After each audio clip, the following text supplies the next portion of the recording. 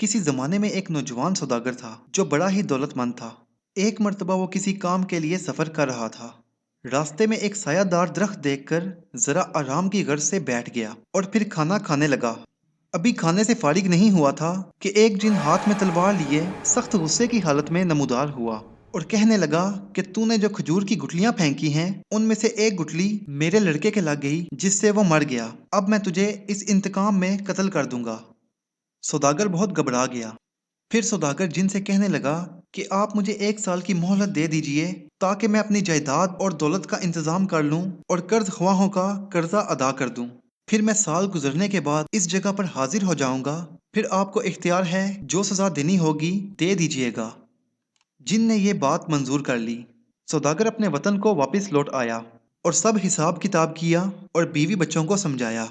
फिर साल पूरा होते ही सबको रोता धोता छोड़कर वादे के मुताबिक उसी दरख्त के नीचे आकर बैठ गया।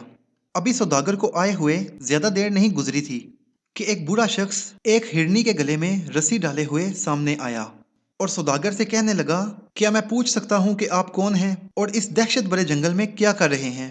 फिर सौदागर ने अपनी आपबीती सुनाई।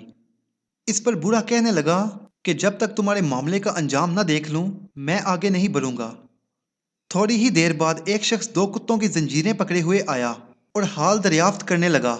जब उसने भी ये किस्सा सुना तो वो भी ठहर गया और फिर इसके बाद एक और आदमी एक हच्चर को साथ लिए हुए पहुंचा और फिर वो भी इन लोगों को देखकर वहीं पे रुक गया। इन सब लोगों ने अभी अच्छी तरह गुफ्तगू भी नहीं की थी कि सामने से गर्दो गुबार बुलंद हुआ और वही हैबतनाक जिन हाथ में तलवार लिए सामने आकर खड़ा हो गया और सौदागर से कहने लगा कि आज तुम्हारी मोहलत खत्म हो गई, अब मैं तुमको कत्ल कर दूंगा। इस पर सौदागर रोने लग गया। जिन ने कत्ल का इरादा किया तो हिरनी वाला आगे आकर खड़ा हुआ और जिन के सामने दस्त बस्ता होकर कहने लगा, ए जिन्नों के बादशाह, मेरी और इस हरनी की अजीबो गरीब कहानी है। मैं आपको सुनाता हूँ तो क्या इस सौदागर का 1/3 गुना माफ कर देंगे? जिन ने कुछ देर सोचने के बाद बूढ़े की बात मंजूर कर ली।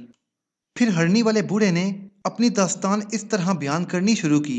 ए जिन्नों के बादशाह, दरअसल ये हरनी मेरे चचा की बेटी और मेरी बीवी है। अब से 40 साल पहले मेरी इससे शादी हुई थी। काफी मुद्दत गुजर जाने के बाद भी मेरी कोई औलाद ना हुई। आखिरकार मैंने एक लौंडी खरीद ली जिससे मुझे एक लड़का हुआ। 15 साल तक हम सब ऐशो आराम से रहते रहे। फिर इत्तफाकन मुझे उस जमाने में एक सफर पर जाना पड़ा। मैंने लड़के और लौंडी को अपनी बीवी के सपुर्द कर दिया और फिर खुद सफर के लिए चल पड़ा। लेकिन इस बदबख्त ने मेरे जाने के बाद शहर से बांदी को गए और लड़के को बिछड़ा बनाकर गवालों के हाथ फरोख्त कर दिया। फिर जब मैं वापस आया और इन दोनों के मुतालिक दरियाफ्त किया तो ये कहने लगी कि बांदी का तो इंतकाल हो गया और बच्चा पता नहीं कहाँ भाग गया। मैंने हर तरफ तलाश कर लिया मगर पता ना चल सका। ये हाल देखकर मुझे बेहद सदमा हुआ, लेकिन सब्र के सिवा चारा ही क्या था।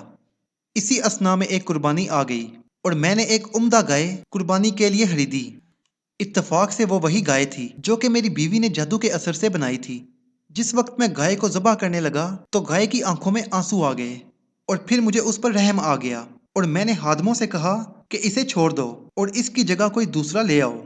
लेकिन मेरी बीवी ने, जो दरअसल उसे जानती थी, मुझ पर जोर दिया कि अच्छी खासी मोटी गाय है, इसी को ज़बह करो।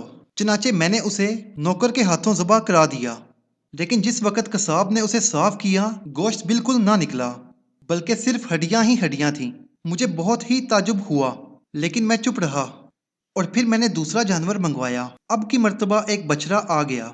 मैं जब उसके करीब गया तो उसने अपना मुंह मेरे पैरों पर रख दिया और रहम तलब नजरों से मुझे देखने लगा। मैंने उसे छोड़ दिया और दूसरा बैल मंगवा कर ज़बह कर दिया। मेरी इस जालिम बीवी ने उसको भी ज़बह करने पर जोर दिया, लेकिन मैं ना माना।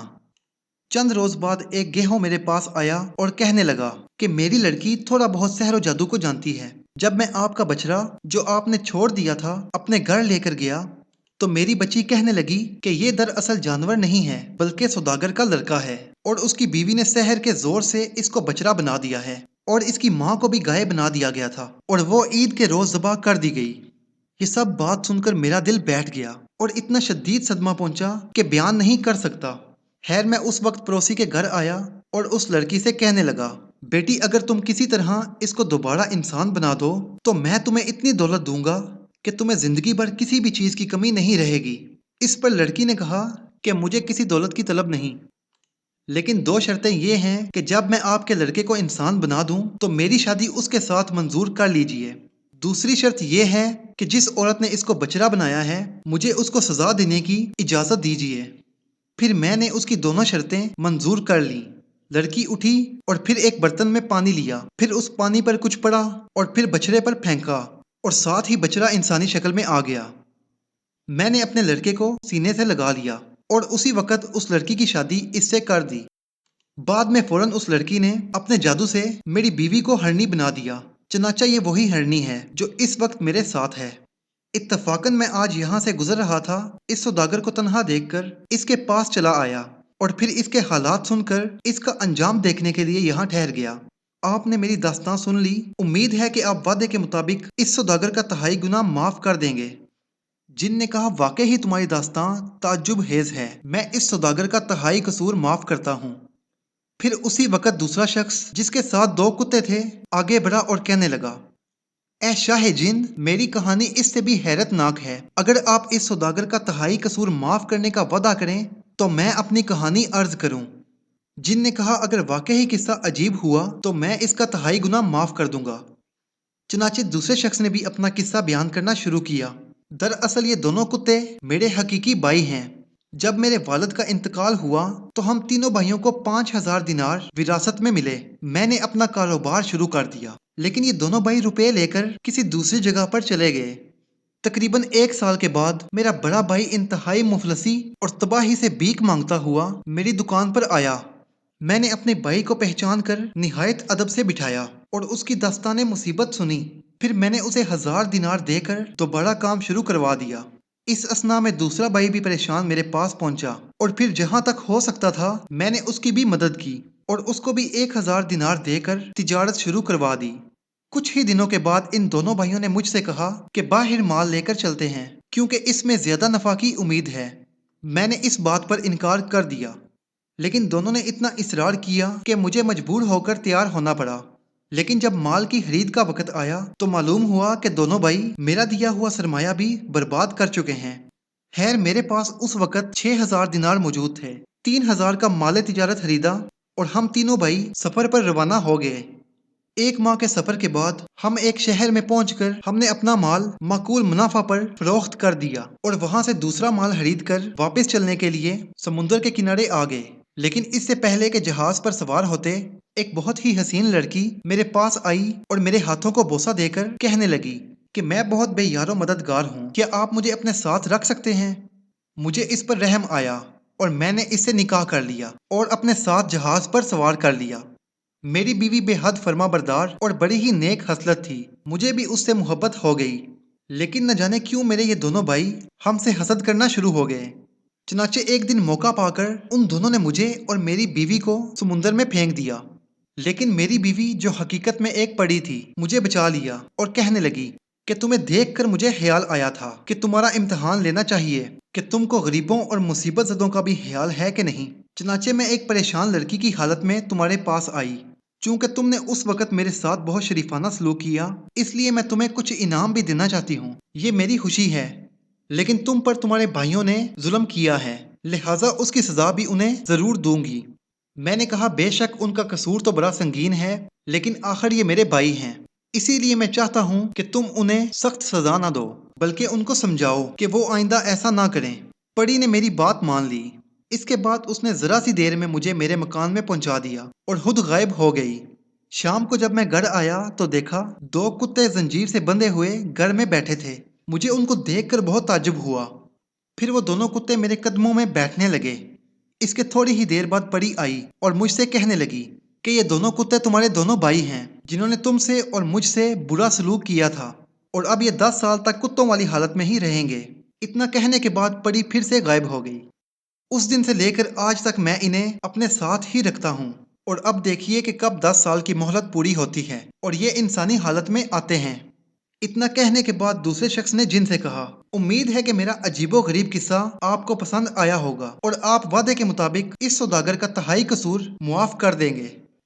چنانچہ اس جن نے سوداگر کا 1 تہائی قصور اور معاف کر دیا۔ اب تیسرا شخص اٹھا اور کہنے لگا اے شاہ جن، آپ نے دونوں کا قصہ سنا؟ اگر آپ سوداگر کا تہائی قصور اور معاف کر دیں تو میں بھی اپنا قصہ بیان کروں۔ جن نے تیسرے شخص کی بات کو بھی منظور کر لیا۔ چنانچہ مسافر نے اپنی کہانی اس طرح شروع کی: یہ جو خچر آپ دیکھ رہے ہیں یہ اصل میں میری بیوی ہے۔ قصہ کچھ یوں ہے کہ ایک دفعہ میں سفر پر گیا اور تقریباً 1 برس کے بعد واپس آیا۔ آدھی رات کے قریب میں گھر واپس پہنچا۔ جب میں گھر داخل ہوا تو میں نے دیکھا کہ میری یہ بیوی اپنے غلام کے ساتھ ہم آغوش ہے۔ اتفاق سے یہ اس وقت جاگ رہی تھی۔ مجھے دیکھتے ہی اٹھی اور ایک برتن میں پانی لے کر اس پر کچھ پڑا اور پھر وہ پانی مجھ پر ہی پھینک دیا۔ میں اسی وقت کتے کی شکل میں تبدیل ہو گیا اور پھر اس نے مجھے مار کر گھر سے نکال دیا اور پھر میں گھر سے نکل کر در بدر پھرتا رہا۔ میں شام کو ایک قصاب کی دکان پر جا کر کھڑا ہو جاتا۔ وہ کچھ ہڈیاں اور پھیپھڑے میرے آگے ڈال دیتا اور میں انہی کو کھا کر اپنے پیٹ کی آگ بجھا لیتا۔ ایک روز قصاب حسب معمول دکان بند کر کے گھر چلا گیا تو میں بھی اس کے پیچھے پیچھے روانہ ہو گیا۔ جب ہم گھر کے اندر پہنچے تو قصاب کی لڑکی نے مجھے دیکھ کر پردہ کر لیا اور باپ سے کہنے لگی کہ آپ نامحرم کو ساتھ کیوں لا رہے ہیں؟ قصاب نے ادھر ادھر دیکھ کر کہا کہ یہاں تو کوئی بھی دوسرا آدمی نہیں ہے۔ اس پر لڑکی نے کہا کہ یہ جو کتا آپ کے ساتھ آیا ہے دراصل یہ ایک انسان ہے۔ اس کو اس کی بیوی نے جادو سے کتا بنا دیا ہے۔ قصاب کو میرا حال سن کر مجھ پر رحم آ گیا اور پھر اپنی لڑکی سے کہنے لگا: کیا تم اسے انسانی شکل میں لا سکتی ہو؟ اس پر لڑکی نے جواب دیا: ہاں۔ قصاب نے کہا: پھر اس کو انسان بنا دے، یہ بیچارہ بڑی مصیبت میں گرفتار ہے۔ چنانچہ اس لڑکی نے کچھ پڑھ کر مجھ پر پھونکا اور ساتھ ہی میں اپنی اصلی حالت میں آ گیا۔ پھر میں نے اس لڑکی سے دست بستہ ہو کر عرض کیا: یہ تو آپ کا بڑا احسان ہے جو کہ میں عمر بھر نہیں بھول سکتا، لیکن ایک کرم اور کیجئے، مجھے کوئی تدبیر بتا دیں کہ میں اپنی ظالم بیوی کو بھی سزا دے سکوں۔ لڑکی نے کہا: اچھی بات ہے۔ پھر اس نے کچھ پانی دم کیا ہوا مجھے دے دیا اور کہا کہ جب تمہاری بیوی سو رہی ہو تو یہ پانی اس پہ ڈال کر جس بھی جانور کے بننے کا حکم دو گے وہ وہی جانور بن جائے گی۔